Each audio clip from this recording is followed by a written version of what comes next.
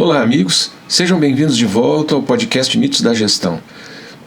Nesses primeiros meses de 2023, nós podemos observar inúmeras manifestações de preconceito.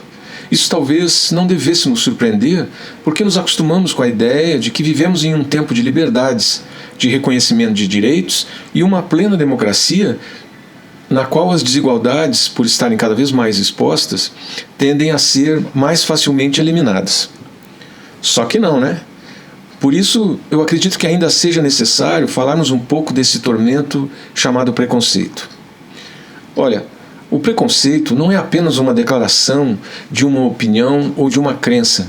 O preconceito, na verdade, é uma atitude que inclui sentimentos como desprezo, repulsa ou mesmo de rejeição total.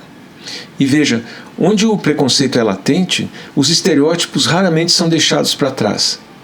E essa palavra estereótipo faz referência a reproduções mentais que temos da realidade sobre a qual se estabelecem generalizações sobre membros ou sobre o comportamento de algum grupo. Mas é claro que tanto o preconceito quanto as generalizações podem ter um conteúdo positivo ou negativo. Só que nessa nossa reflexão aqui, nós vamos analisar a coisa toda pelo seu lado negativo, que é o que mais provoca sofrimento em todo mundo.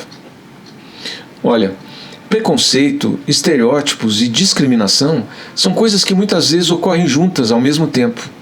Depois da Segunda Guerra Mundial, teve um pensador chamado Theodor Adorno que acreditava que a chave do preconceito podia estar no que ele chamou de uma personalidade autoritária. Ele acreditava que esse tipo de personalidade demonstraria um tipo de pensamento rígido, sempre baseado na ideia de hierarquia e, portanto, de obediência à autoridade. Além disso, pessoas autoritárias estão mais propensas a abrigar preconceitos contra grupos de nível social mais baixo, justamente porque se encontram na base da hierarquia social. E o professor ainda diz que esse tipo de personalidade tem, na verdade, um imenso medo de perder o controle sobre as coisas e sobre as pessoas, embora seja mais comum de ser encontrado em sujeitos fracos, com traços obsessivos ou mesmo compulsivos. E tem mais. As pessoas que enxergam o mundo sob a forma de hierarquias têm mais probabilidade do que os outros de ter preconceitos em relação a grupos de baixo status social. Na verdade, as pessoas querem que seu próprio grupo seja dominante e seja aceito como superior aos demais. Nessa categoria está principalmente o preconceito machista. E olha, o professor Adorno está correto quando enfatiza que o pensamento categórico rígido é um ingrediente básico do preconceito. Embora ele reconheça as dimensões emocionais, sociais, econômicas e até históricas do preconceito, ele afirma que o preconceito é o resultado do funcionamento humano normal. Diz ele que a mente humana precisa pensar com a ajuda de categorias. As categorias são a base para o pré-julgamento normal. Então não se pode fugir desse processo, pois a vida organizada depende disso. Pessoas preconceituosas tendem a reconhecer qualidades positivas apenas no grupo do qual fazem parte. E aqui não se trata necessariamente de uma questão de aversão ou ódio aos que não fazem parte do grupo, mas de preconceitos sobre as características do grupo ao qual pertencem. A tendência das pessoas de favorecer seu grupo é bastante conhecida e frequentemente apoiada por diversos grupos sociais, sejam eles esportivos, culturais, raciais, etc. Essas são atitudes que têm raízes psicológicas profundas. Veja, as pessoas tendem a manter sua autoestima por meio da identificação com grupos e acreditam que os seus grupos sejam melhores do que os outros. Embora essa posição seja claramente infantil, esses estereótipos e preconceitos tendem a ser mantidos durante toda a vida adulta.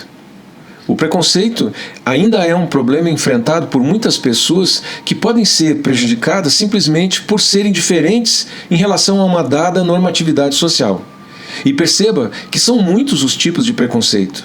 Existe preconceito de gênero, de raça, de cor, preconceito em relação ao homossexual, preconceito em relação ao não binário, às pessoas de idade, aos jovens, existe o preconceito linguístico, o preconceito de classe, também o preconceito religioso. A lista nunca termina. Os preconceitos são sempre motivo de discussões, principalmente porque se busca soluções para combatê-los e até extingui-los. Mas como a ciência ainda não estudou profundamente o preconceito, o conhecimento sobre ele entre as pessoas permanece superficial, podendo até mesmo ser resultado de outros preconceitos. No entanto, o que se sabe é que os preconceitos levam sempre a medidas de discriminação que consistem em infligir a certas pessoas um tratamento que elas não merecem. Ninguém merece. Mas quando se fala sobre preconceito, o que mais interessa é saber as causas desse comportamento. Para muita gente, o preconceito é um estado de espírito que se concretiza por meio da discriminação. Então, o preconceito se dá, num primeiro momento, para o favorecimento individual das pessoas ou de determinados grupos. Assim, esse proveito pode se dar com a exploração econômica e política que justifique os preconceitos, e nesse caso, um exemplo bom é o imperialismo europeu sobre os povos não europeus. Os conquistadores justificavam o imperialismo sob a alegação de sua superioridade racial em relação aos indígenas. O preconceito também abre caminho para o abuso de mulheres que pertençam a grupos minoritários. Além disso, ainda segundo essa visão, o preconceito também pode ser usado para alimentar antagonismos entre grupos de diferentes raças, religiões, ideologias e nações, para que não haja antagonismos entre classes sociais detentoras de poder e as menos prestigiadas. O preconceito também pode levar a medidas de segregação, como o aumento de aluguéis em bairros específicos, entre outros. Enfim, o favorecimento de um grupo ou de um indivíduo, por questões sejam econômicas, sociais, de poder político ou qualquer outra, pode ser uma das causas do preconceito. Agora, se os preconceitos são conscientes ou inconscientes, é algo irrelevante, tendo em vista que isso não altera nem suas consequências e nem as suas origens. Olha, além de promover a empatia e reconhecer atitudes discriminatórias, também é importante exercitar outras atitudes na convivência social. Enfatizar objetivos coletivos e áreas de similaridade com outros grupos ou membros para encorajar a identificação e individualização, ao invés de massificação e generalização, é uma boa ideia.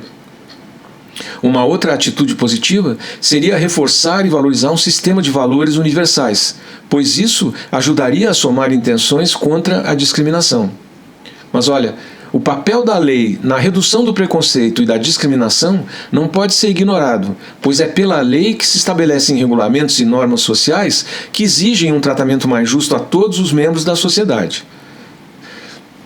Também é possível conseguir mudanças nos preconceitos quando as pessoas começam a reconhecer inconsistências em seus valores, atitudes e comportamentos. Uma outra técnica para reduzir preconceitos é o contato intergrupal. O preconceito pode ser reduzido por meio desse tipo de contato, principalmente se houver um suporte institucional que defenda o interesse comum. Pense nisso.